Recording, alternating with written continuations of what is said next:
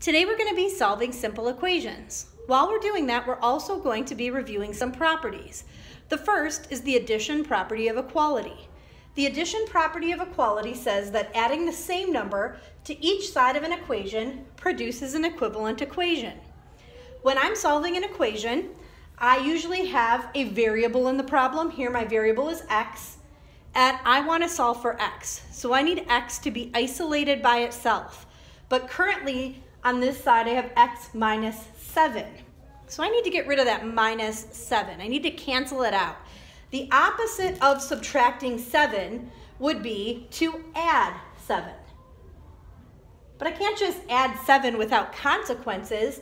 If I'm going to add 7 to the left side, I also need to add 7 to the right side. So I keep a balanced equation. I want both sides to remain equal. So minus 7 and plus 7 here cancel out, and I'm left with x. On this side, negative 6 plus 7 leaves me with 1. So x equals 1. To check my answer, I can always plug this answer back into the original. So if I'm saying x equals 1, that means 1 minus 7 should be negative 6, and it is. So I know my answer is correct. The subtraction property of equality says that subtracting the same number from each side of an equation gives you an equivalent equation. So let's try one where we're using subtraction. Here we have y plus 3 4/10 equals 5/10. We want y isolated by itself. To get rid of plus 3.4, I'm going to subtract 3.4. But to keep things equivalent, I also need to subtract 3.4 on this side. So here I'm left with y. On this side, I get negative 2 9/10. And once again, I can plug this answer into my equation. Negative 2.9 plus 3.4 leaves me with positive 0.5, so I know my answer is correct.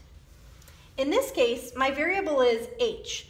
Might be a little confusing, but pi actually stands for a specific number. So that one is not an unknown. It is not my variable. So I'm solving for h. To get h by itself, I'm going to have to get rid of these 2 pi's. So I'm going to subtract 2 pi from both sides. So here it will cancel out because positive 2 pi, negative 2 pi cancel each other. And on this side, 3 pi minus 2 pi will leave us with a single pi. So h equals pi.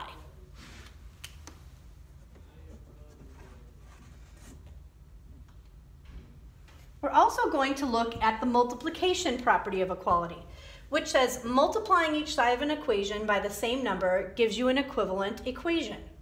So in this case, I've got negative 3/4 n equals negative 2.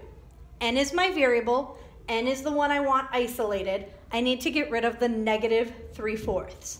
I am multiplying by negative 3/4 here, but to get rid of a fraction, I can multiply by its reciprocal. So I can multiply both sides by negative 4/3.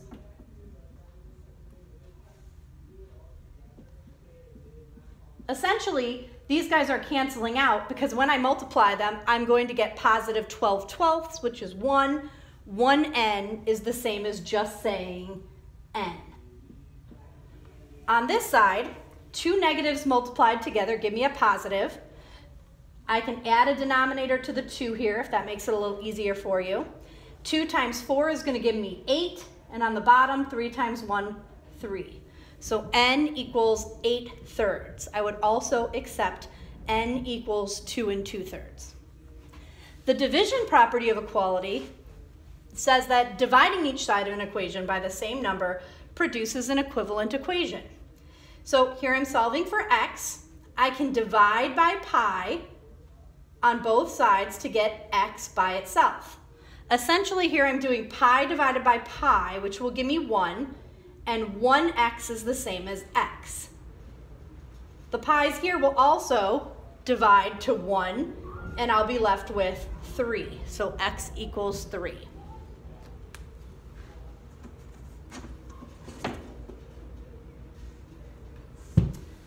Let's try identifying the solution of an equation.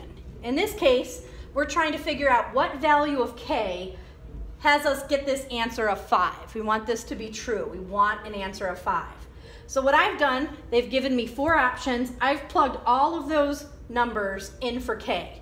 And we're going to try solving these to see which one gives us this true answer of 5. So we have to follow order of operations. So the division is going to come first here. So the first thing we're going to do is the 4 divided by 0.2, which gives us 20. And in each of these problems, that's going to be step 1 to do the division. So now I'm going to bring the addition part down.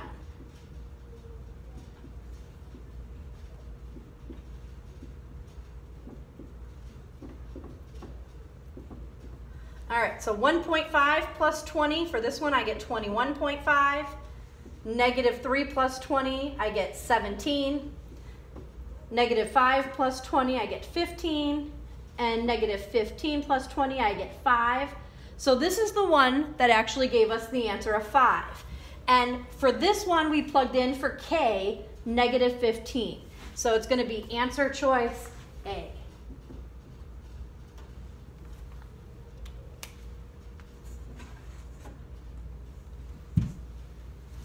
All right, our last problem. The melting point of a solid is the temperature at which the solid becomes liquid.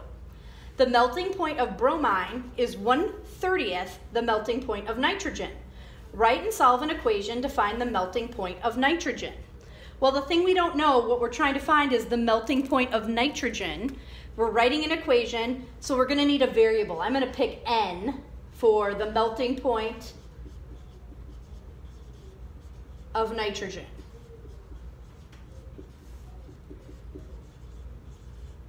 And I'm going to be measuring in degrees Celsius, so I'm going to say melting point of nitrogen in degrees Celsius. So we know that the melting point of nitrogen is 1/30th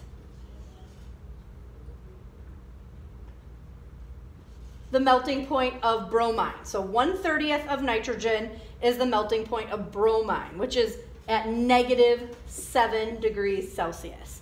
So there is my equation. Now, I'm multiplying by 1/30th here, but to get rid of a fraction, I can multiply by its reciprocal.